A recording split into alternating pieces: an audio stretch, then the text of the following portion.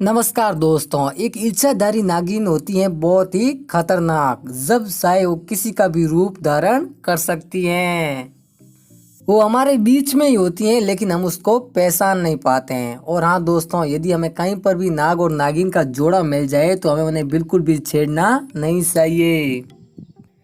पुराणों में भी एक बात कही जाती है कि यदि कोई व्यक्ति किसी नाग को उसकी नागिन से अलग कर दे तो वो नागिन अपने नाग का बदला लेने के लिए 7 जन्मों तक उसका पीछा नहीं छोड़ती हैं। दोस्तों, इसी आधार पर मैं आज आपको अपने इस वीडियो में एक सच्ची घटना सुनाने जा रहा हूं। और ये घटना दरअसल 27 साल पहले एक बुजुर्ग के साथ घटित हुई थी। रविंदर नाम का ये आदमी उस समय नगर निगम में सूंगी वसूलने का काम करता था और उनकी पोस्टिंग राजपूत रोड दिल्ली में थी। और एक दिन वे खाना खाकर आराम कर रहे थे, तभी एक नाग झाड़ियों से निकलकर उनके घर में प्रवेश करता है। पहले तो रविंदर उस नाग को देखकर बहुत अधिक डर गया था, लेकिन बाद में पास में पड़े हुए एक डंडे को लेकर जोरदार उसको नाग को मार दिया। डंडे की जोरदार मार से नाग की वहीं पर मौत हो गई और उसके बाद रविंदर ने उस नाग को पास स्थित झाड़ियों में फेंक दिया।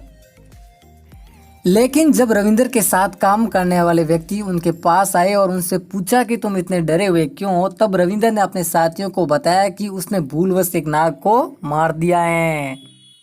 रविंदर की ये बातें सुनकर उसके साथियों ने कहा है कि पिछले कुछ दिनों से हमने भी पास स्थित झाड़ियों में नाग और नागिन का जोड़ा देखा है और ये कभी भी किसी को कोई नुकसान नहीं पहुंचाते हैं और तुमने नाग को मारकर बहुत गलत किया है। और रविंदर के साथियों ने उसको सचेत करते हुए कहा कि हो सकता है अब नागिन अपने नाग का बदला जरूर ले। लेकिन रविंदर ने उस समय अपने साथियों की कही गई इस बात को नकार दिया।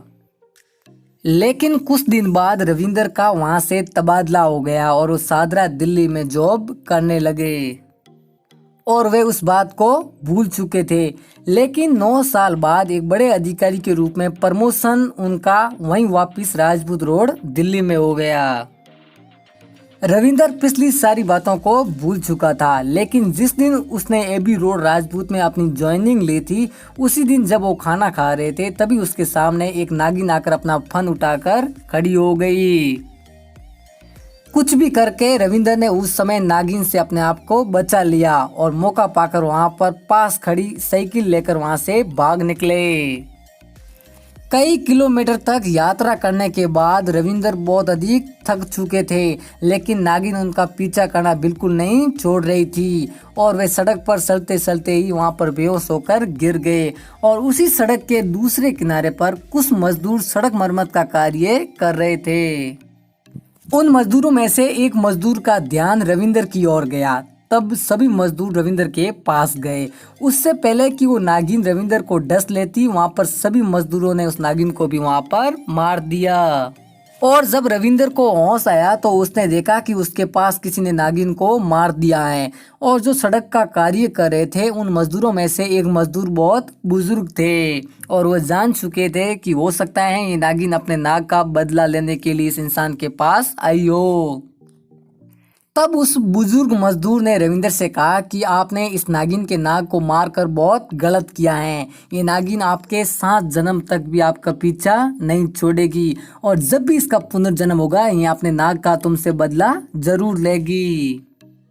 बुजुर्ग मजदूर की ये बातें सुनकर रविंदर बहुत अधिक डर चुका था और उसने मजदूर से इसका उपाय भी पूछा। तब मजदूर ने कहा कि इसका केवल एक ही उपाय है, तुम्हें इस नागिन का पूरी विधि विधान से अंतिम संस्कार करना होगा।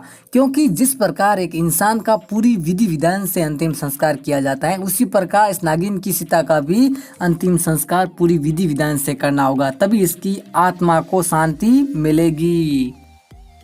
तब रविंदर ने भी उस बुजुर्ग मजदूर की वो बात मान ली और उस नागिन का बड़े विधि विधान से अंतिम संस्कार किया और पंडितों को खाना भी खिलाया। तो दोस्तों इस बात से एक बात तो फिक्स हो जाती है कि हमें कहीं पर भी यदि नाग और नागिन का जोड़ा मिले तो उन्हें मारना तो दूर, छेड़ना भी बिल्कुल नहीं चाहिए, क्योंकि इसका परिणाम बहुत बुरा होता है। तो दोस्तों ये थी आज की हमारी एक चमत्कारी घटना। यदि आपको पसंद आई हो तो लाइक कीजिए, चैनल को सब्सक्राइब और बेल आइकन को प्रेस कीजिए। मिलते हैं अगले वीडियो में, तब तक के लिए जय हिंद, वंदे मातरम।